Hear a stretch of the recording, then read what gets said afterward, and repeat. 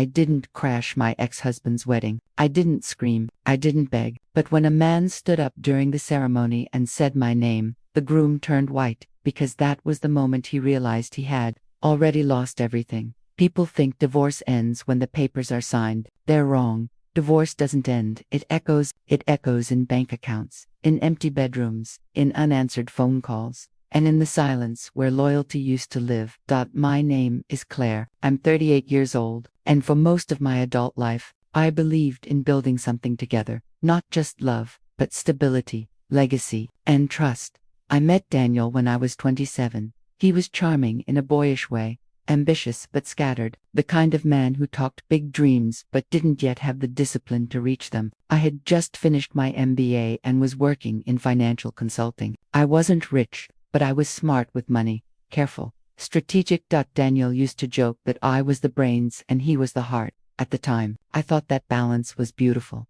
We married 3 years later, in a small vineyard in California. Nothing flashy, just close friends, family, and promises we believed would last a lifetime. The truth is, the marriage worked because I made it work. I handled our investments. I structured our savings. I helped him launch his construction management business when no bank would take him seriously. I co-signed loans. I introduced him to my contacts. I even rewrote his business proposals late at night while he slept beside me. When the business started making real money, Daniel changed. Not overnight. Slowly, quietly, like rust spreading under fresh paint, he started staying late at work. He stopped asking my opinion. He stopped thanking me. And then, one day, he stopped coming home on time altogether. That's when Lena entered our lives. She was younger, 26, worked in marketing, bright smile, loud laugh, no sense of boundaries. Daniel said she was just helping with branding. I believed him because trusting your husband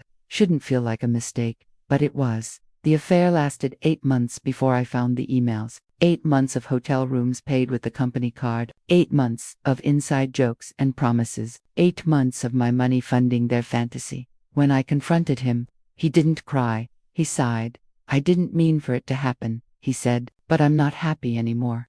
14 years together, reduced to, I'm not happy anymore. The divorce was quick, or at least he thought it was. Daniel assumed I'd fight emotionally, beg, yell, maybe try to shame him. Instead, I went silent, because here's what he forgot. I didn't just love him, I built him. The company, structured under a holding LLC, I created. The credit lines, backed by financial agreements he never bothered to read. The investments, managed through accounts in my name. He was so busy planning a new life with Lena that he didn't notice me quietly preparing for the end of ours. The day the divorce was finalized, he smiled like a man who thought he'd won. You'll be fine, he told me. You're strong, independent. You don't need me. He was right about one thing. I didn't need him. 3 weeks later, I cut off the finances, not out of anger, out of clarity. I withdrew my backing. I terminated my advisory role. I enforced clauses he had ignored for years. Within 60 days, Daniel's company started bleeding cash. Clients left, credit tightened, vendors demanded payment upfront. The lifestyle he promised Lena, the house, the trips, the effortless comfort began to crumble. He called me once, just once. You're ruining my life, he said. No, I replied calmly. I'm just no longer funding it. Then I hung up. 6 months later, I received an invitation in the mail, cream-colored envelope, gold lettering. Daniel and Lena request the honor of your presence. I laughed. I had no intention of going, but someone else did. And that decision, the one I made quietly, strategically, would turn their wedding into a moment neither of them would ever forget. Because at that ceremony, a man was going to stand up, and when he spoke, the truth would finally take center stage. The envelope sat on my kitchen counter for 2 days. I didn't open it right away, not because I was afraid, but because I refused to let Daniel's new life interrupt the calm I had fought so hard to build. After the divorce, I'd downsized. Clean lines, quiet mornings, no chaos, no betrayal humming in the background still. Curiosity has a way of tapping you on the shoulder when you least expect it. So, on the 3rd morning, coffee in hand, sunlight cutting across the marble counter, I finally slid my finger beneath the seal. Daniel and Lena. Wedding date. Venue, a restored coastal estate in Carmel. Expensive. Too expensive. I smiled for the first time in weeks, not out of bitterness, but recognition. I knew those numbers. I knew what his accounts looked like after I pulled out. I knew how much debt he was hiding behind bravado and borrowed time. This wedding wasn't a celebration, it was a gamble. He was trying to prove something. To Lena, to himself, to the world, that he hadn't ruined his life by leaving me. I set the invitation down and whispered, "You should have stayed quiet," because that was the moment I made a call. Not to Daniel, not to Lena.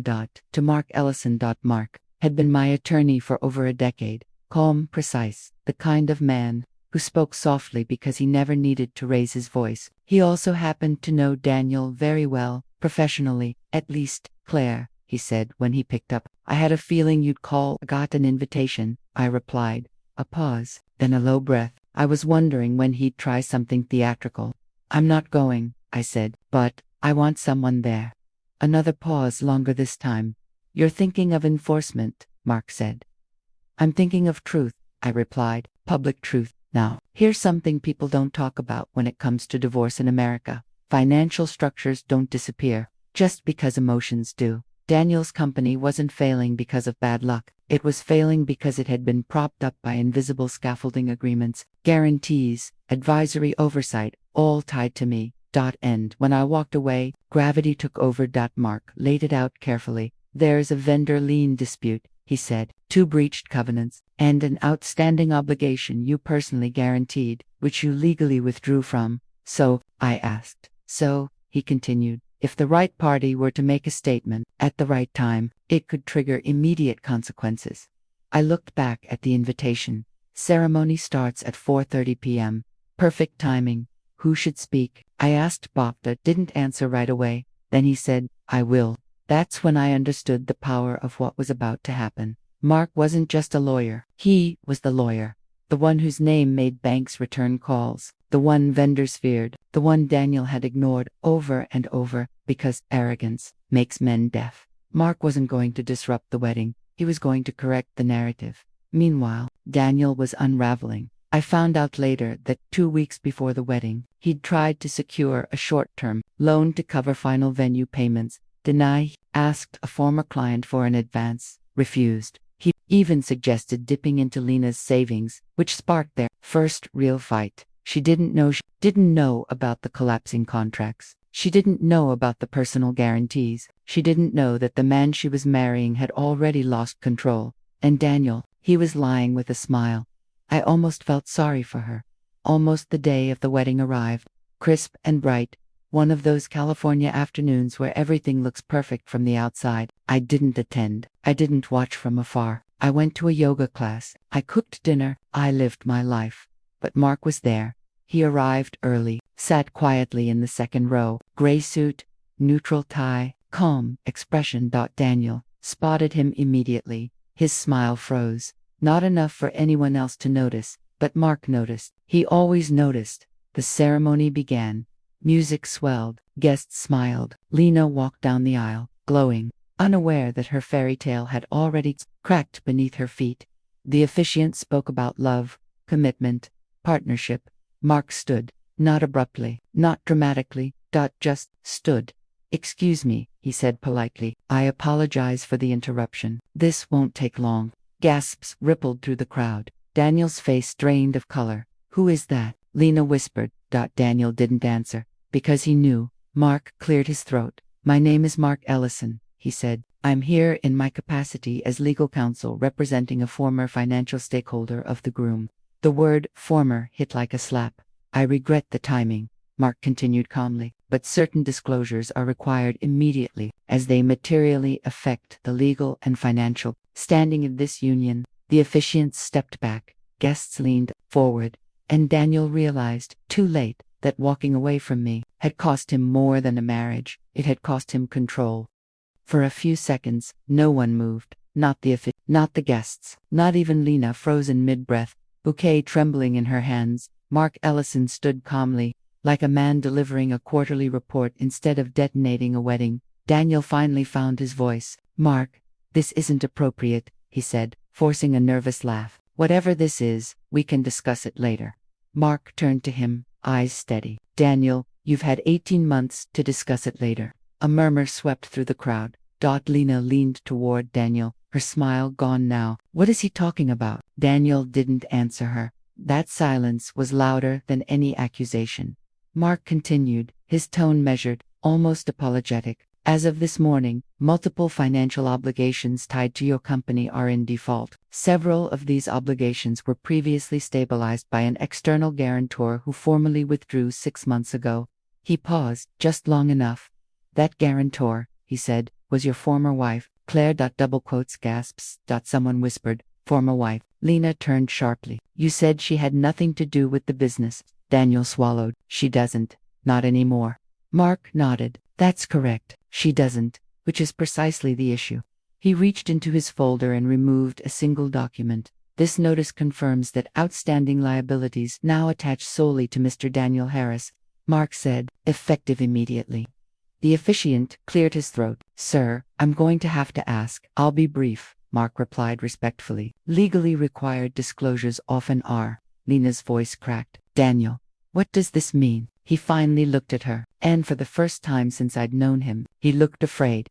It means, Mark said gently, that entering into marriage today constitutes a material change in financial exposure for Ms. Lena Brooks.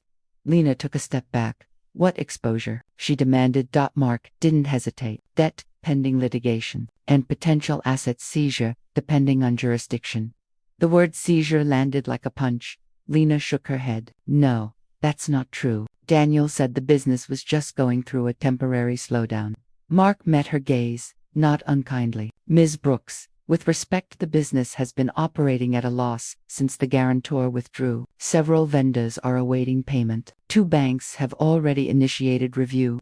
Daniel snapped. You don't have to do this here. Mark turned back to him. You're right. You didn't have to lie to her either. Silence. Pure, devastating silence. Guests shifted uncomfortably. A few phones came out. Someone's mother whispered, "Oh my God." Lena's hands began to shake. You told me you were free. You said everything with her was settled. Daniel reached for her arm. This is just legal noise. She pulled away. Don't touch me. That was the moment everything cracked. Lena looked around at the guests, at the lavish decor, at the estate she'd been bragging about online for weeks. Then she looked back at Mark. So why now? She asked. Why, today? Mark answered honestly. Because today is the last day you can walk away without consequence. That sentence sliced through the fantasy like glass. The officiant stepped back completely now. Perhaps we should pause the ceremony. Daniel's voice rose. No, we're not pausing anything. Lena stared at him. You're telling me to marry you. Without telling me I might inherit your debt. You're not inheriting anything, he snapped. Mark interjected calmly. Community property laws vary, but marriage creates shared exposure in several circumstances, especially when assets are commingled. Lena's eyes filled with tears. You let me plan this. You let me invite my parents, my boss. You let me stand here looking like a fool.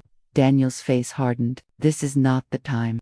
She laughed, a short, broken sound. Of course you'd say that.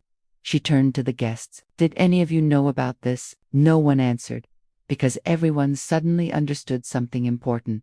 This wasn't about me crashing a wedding. This was about a man who thought he could outrun consequences. Lena looked back at Mark. Is this coming from her? Mark closed the folder. Claire asked me to ensure transparency. Nothing more. Lena's jaw tightened. She didn't even come. No, Mark said. She didn't need to. Daniel exploded. This is revenge. She's trying to humiliate me. Mark's voice dropped, sharp now. No, Daniel. This is enforcement. That word echoed. Enforcement. Lena removed her ring. Slowly, deliberately. The click of metal against stone was barely audible, but everyone heard it. She held it out to Daniel. You don't get to start over by burning someone else's foundation. Daniel stared at the ring like it was a weapon.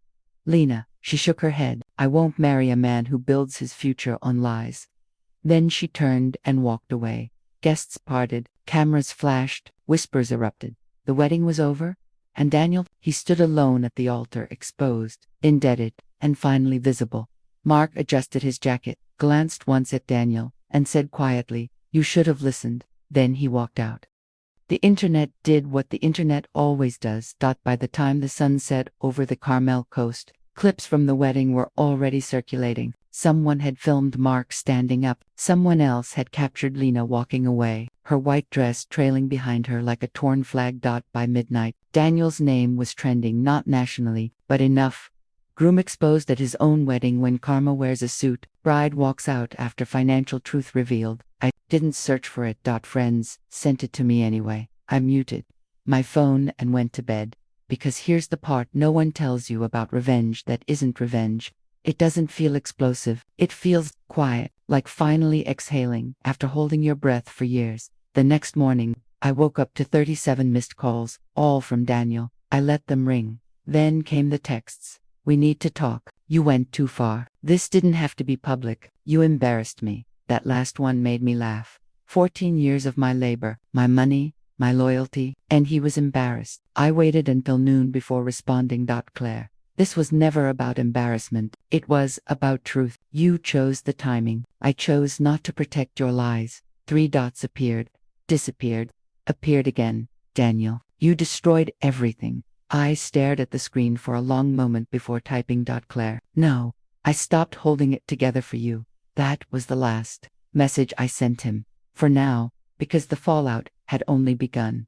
Daniel's business partners pulled out within days. One demanded an audit. Another quietly sold his stake at a loss. Vendors stopped answering his emails. His office lease went into default. The scaffolding collapsed exactly as predicted. Meanwhile, Lena vanished. She deleted her social media, moved out of the condo Daniel had rented for them. Rumor had it she went back to her parents' place in Oregon. I never reached out. I didn't need closure from her. She'd gotten her truth.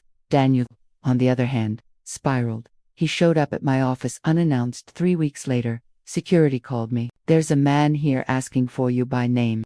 I already knew. Send him up, I said. When Daniel walked in, he looked smaller. The confidence that once filled every room he entered had drained from his posture. His suit was wrinkled, his eyes tired. He stood there for a moment, unsure whether to hug me, yell, or beg. He chose beg. I need your help, he said. I didn't invite him to sit. You gave my attorney a heart attack, he continued. Banks won't return my calls. Claire, I just need a bridge, temporary support. I'll pay you back. I folded my arms. With what money? He flinched. I built that company, he said weakly. I corrected him calmly. You ran it. I built its foundation. His voice cracked. You're punishing me. No, I replied. I'm refusing to save you. That was when anger replaced desperation.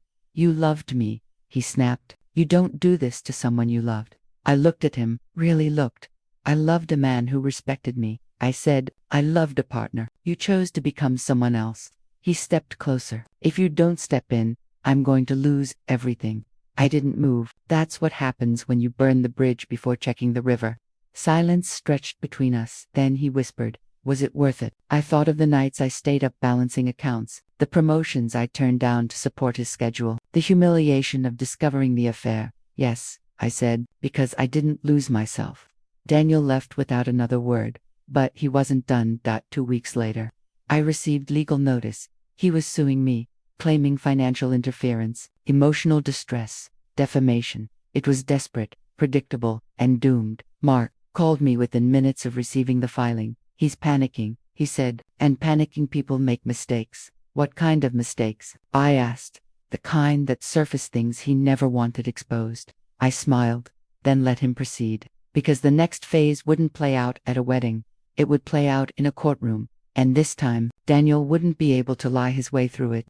The lawsuit arrived in a thick envelope, hand-delivered like Daniel still believed theatrics could replace substance. I didn't open it right away. Not because I was afraid, but because I already knew how this would end. When people lose control, they don't seek justice. They seek leverage, and Daniel had never understood the difference. Mark came to my office that afternoon. He didn't bring panic, he brought patience. This filing isn't strong, he said, flipping through the pages. It's emotional, vague, a lot of accusations, very little evidence. Daniel was claiming I had sabotaged his business, that I had intentionally humiliated him at his wedding, that my withdrawal of financial support constituted malicious interference.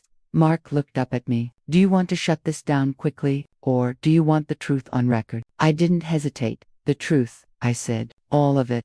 That answer changed everything because once you choose truth in the American legal system, you don't get to control what comes out. You just decide whether you're ready to stand behind it. Discovery began 2 weeks later. Emails, contracts, financial statements, internal communications. Daniel's legal team tried to limit scope, tried to delay, tried to claim irrelevance. The judge didn't agree, and that's when the first crack turned into a fault line. An email surfaced sent 8 months before the divorce, while Daniel was still living in our house. It was addressed to Lena. Once the paperwork is done, everything will be clean. Claire handles the financial mess. I just need to keep her calm until I'm free. Mark forwarded it to me with a single line. Are you sitting down? I was, but it still felt like being punched, not because I was surprised, but because seeing contempt in writing strips away any remaining illusion. Then came the expense. Reports. Hotel charges, jewelry weekend, getaways. All billed to the company, all during the marriage, all while he was claiming financial stress to me.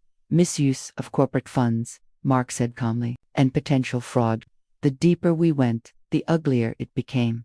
Daniel had taken out short-term loans without disclosing existing liabilities. He'd inflated projected revenue to secure vendor contracts. He'd even forged a signature, not mine, but a junior partner's, on a financing document. That was the moment the case stopped being civil. Bart closed the file and looked at me. This is no longer just about you. What does that mean? I asked. It means, he said carefully, that if this continues, regulatory agencies may get involved. I leaned back in my chair and stared at the ceiling. This wasn't revenge anymore. This was collapse. Daniel didn't know what we knew yet. He still believed he could intimidate me into backing down. So he tried one last tactic. Public sympathy. He went on a podcast, talked about toxic divorces, about vindictive expertise, about how men aren't allowed to rebuild. He didn't name me. He didn't have to. Friends sent me the clip. I listened to him describe himself as a victim, calm, wounded, misunderstood. And that's when I realized something important. Daniel wasn't sorry. He was angry he got caught. Mark called me the next morning. He just made a mistake, he said. Which one? I asked.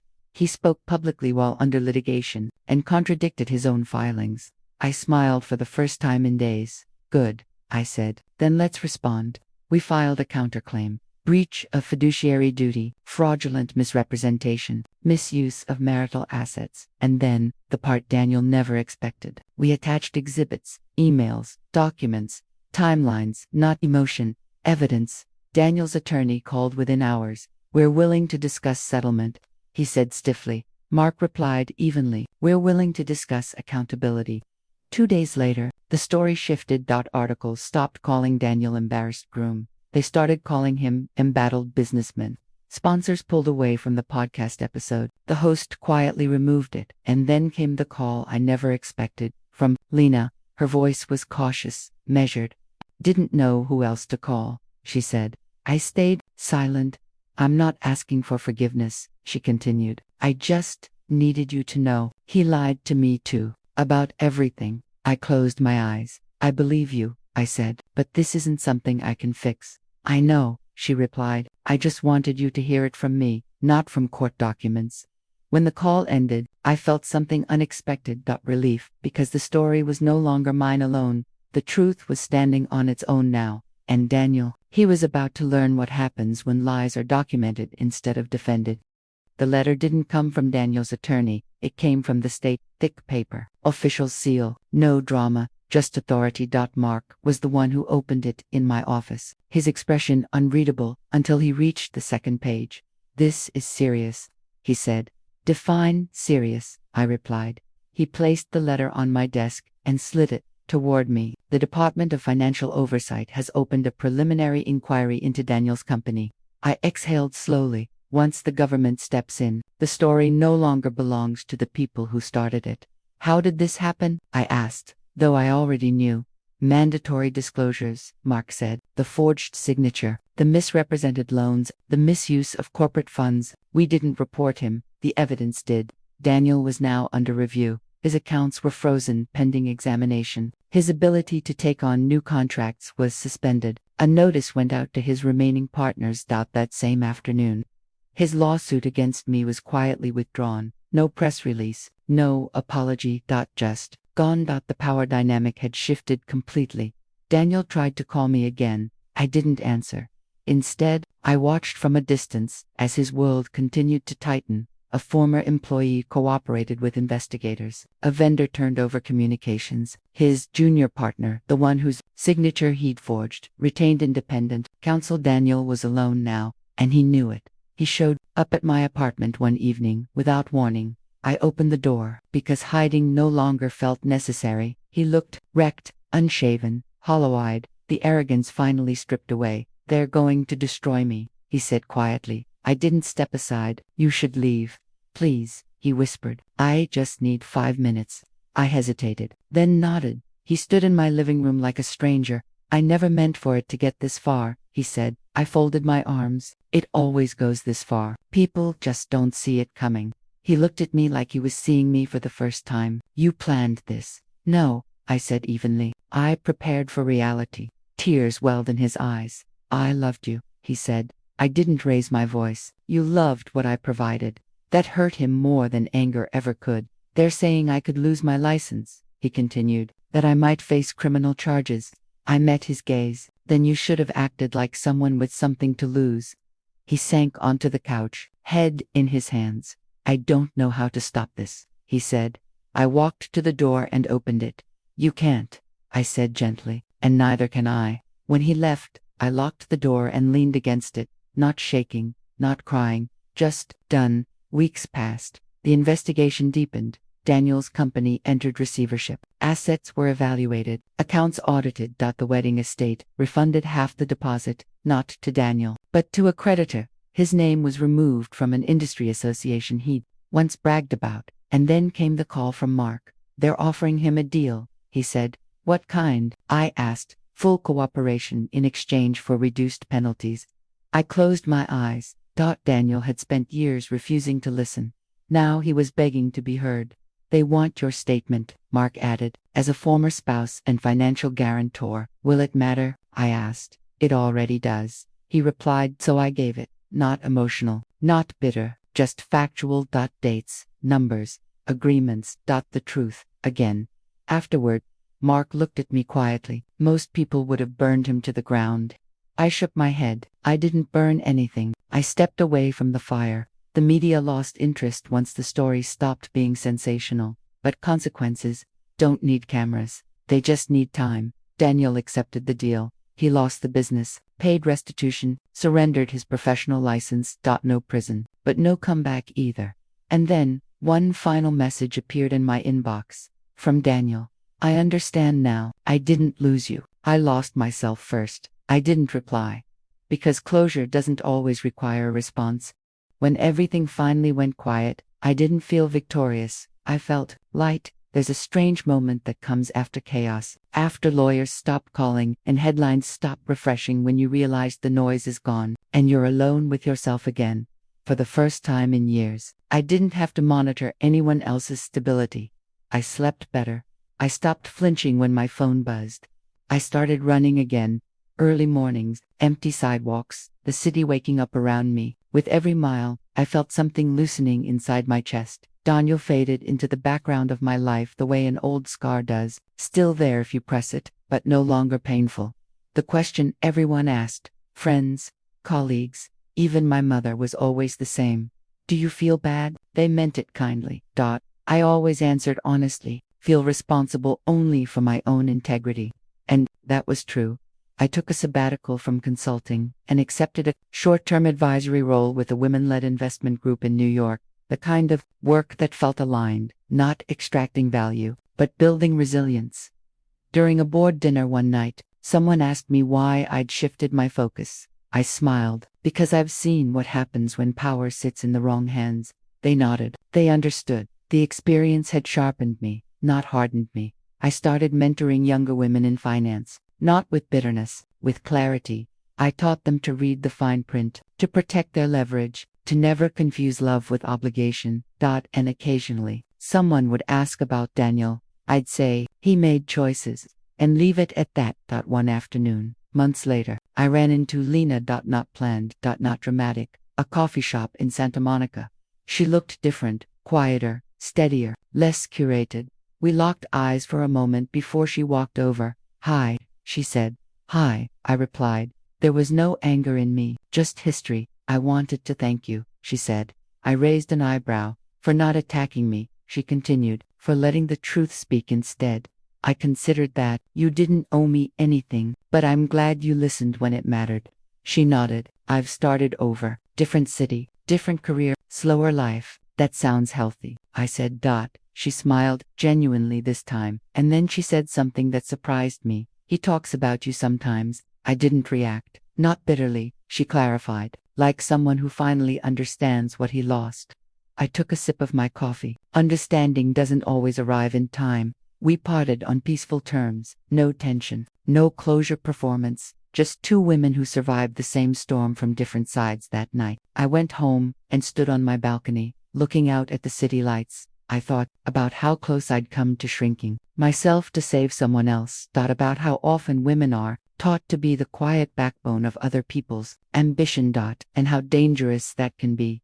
Daniel hadn't lost his future because I cut him off. He lost it because he built it on something that wasn't his. I had simply reclaimed my footing. The most unexpected outcome wasn't his downfall. It was my freedom.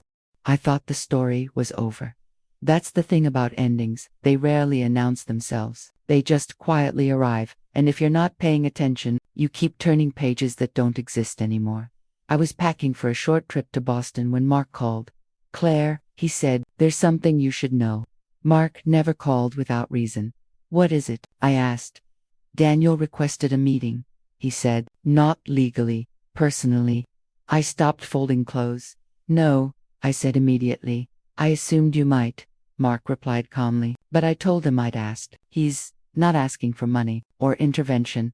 Then what does he want? I asked. Mark paused. Closure. I laughed, a short, incredulous sound. He had closure when he signed the divorce papers. I agree, Mark said, but this isn't about paperwork. He's leaving the state, selling what little remains. He claims he needs to say one thing to you, face to face. I closed my suitcase. For a long moment, I said nothing. I didn't owe Daniel another conversation. That was clear, but I'd learned something important over the past year. Avoiding truth isn't strength. Choosing how you face it is. One meeting, I said finally. Public place, limited time.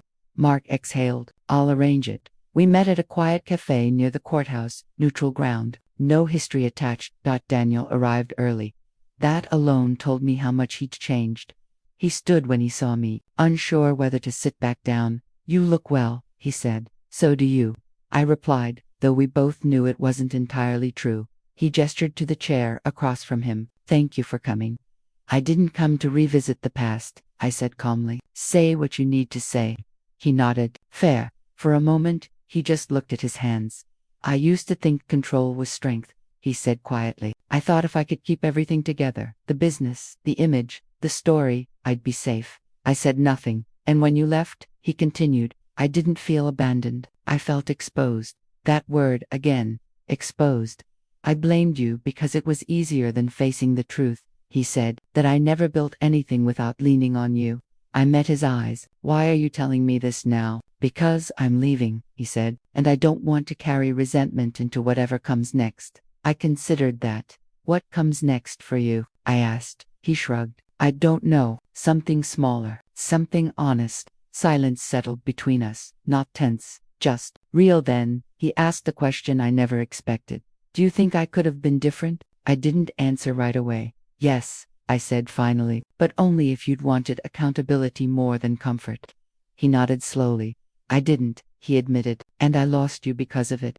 I stood. This is where we stop, I said gently, not as enemies, just as people who can't walk the same road. He stood too. I'm sorry, he said, not to fix anything, just because it's true. I believed him, and that was enough. When I left the cafe, I didn't look back, because closure isn't something someone gives you, it's something you claim. Months passed, seasons shifted, and with them came the subtle, almost imperceptible changes that mark real transformation. I moved into a new apartment, smaller, yes, but bright, open, and mine. No traces of Daniel Lingard. The scent of fresh paint and sunlight streaming through the windows reminded me that I was no longer living in the shadow of someone else's choices. Work became my anchor. The women-led investment group I'd joined flourished, and I found a rhythm I hadn't experienced in years. Meetings, strategy sessions, mentoring younger professionals, it wasn't about control or validation, it was about purpose. Occasionally, someone would ask me about Daniel, former friends, colleagues, even strangers who had read the old headlines online. I always answered the same way. The story isn't mine anymore. The lesson is. And the lesson was simple. Power isn't taken, it's reclaimed. And control isn't about others, it's about yourself.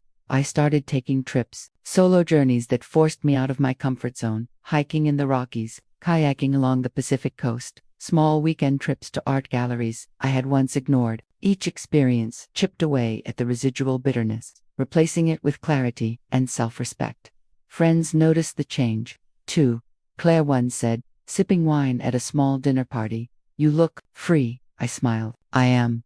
It wasn't a matter of revenge anymore. That chapter had closed. The financial and legal battles had only been instruments, not goals. The real victory was in reclaiming my time, my energy, my dignity. And then, one morning, I received an email that caught me completely off guard. It was from Daniel. Subject line, update. I almost deleted it. Almost. But curiosity, a human curiosity, made me open it inside. He wrote, "Claire, I want you to know I've taken accountability. I'm in therapy, rebuilding, not trying to contact you, not trying to undo anything, just wanted to let you know I finally understand the consequences of my choices. Thank you for being the standard I ignored for so long." I closed my laptop and leaned back. A small, almost imperceptible smile spread across my face. It wasn't satisfaction. It wasn't triumph. It was closure. True closure. The kind that doesn't need drama or validation. Life continued to unfold. I started mentoring more women, guiding them to understand finances, contracts, and personal boundaries. I spoke at conferences, sharing my experience without naming names, lessons about respect, integrity, and the subtle power of holding your ground. Young professionals approached me afterward, thanking me for sharing insights they wished they had known sooner. One evening, I ran into Lena again. This time at a charity event. She looked radiant, composed, and undeniably content. We shared a warm hug. She thanked me again, not for the financial fallout, but for being the silent guardian of truth that had allowed her to start over without illusions. "You didn't just stop him," she said softly. "You showed me what honesty looked like." I nodded, realizing that the story's impact had stretched far beyond me. It had shifted perspectives, changed trajectories, and forced accountability in ways no one expected. Danielle had learned the hardest way. Lena had avoided a disaster by walking away, and I had reclaimed my life in a way no one could take from me. Months turned into a year. The legal records finally settled. Daniel's professional missteps remained on file, a cautionary tale for those who underestimate consequences. I never checked again. There was no gloating, just quiet satisfaction that justice measured, careful, and unwavering had been served. The quietest victory is the one you live daily, in your choices, in the peace that replaces rage, and in the freedom to build your own life on your own terms. One night, as I sat on my balcony, glass of wine in hand, city lights twinkling like distant stars, I thought about all that had happened. Not with regret, not with bitterness, but with clarity. Life had handed me betrayal. I had handed it back boundaries, and from that exchange grew power, purpose, and peace. Daniel was a memory now. Lena was a friend at a distance, and I was unstoppable. The future was mine, and I didn't need permission, approval, or validation from anyone to claim it. The years after Daniel's collapse passed with a quiet steadiness I had never known before. I moved through life intentionally. Every choice, every step was mine. No one else dictated my energy, my time, or my worth. I realized something essential. Freedom isn't given. It's claimed, and once claimed, it transforms everything. I often thought about the moments that had defined the past year. The wedding that never happened, the emails, the legal battles, Daniel's desperate calls, Lena's walk away, and Marks.com, unwavering guidance. Each moment, when stripped of chaos and emotion, revealed a simple truth. Life responds to clarity, preparation, and integrity. By then, my career had reached heights I had only dreamed of. I had started my own consulting firm, focused on women-led businesses. We didn't just manage money, we taught strategy, negotiation, and empowerment. The lessons I had learned from betrayal became the curriculum: how to recognize hidden risks, protect your interests, and stand firm without anger. Clients came to me not only for financial advice, but also for guidance in navigating life with self-respect. I started to travel more, not as a distraction, but as a declaration of freedom. Paris in the spring, New York in the winter, hiking in Colorado, weekends by the ocean. Each trip reminded me of the vast world beyond the walls that once confined me emotionally and financially. One afternoon, I received a package at my office. It was a small, elegantly wrapped box with no return address. Inside was a simple card. Claire, thank you. You reminded me that truth has weight and integrity is priceless. No signature. I smiled. Maybe Lena.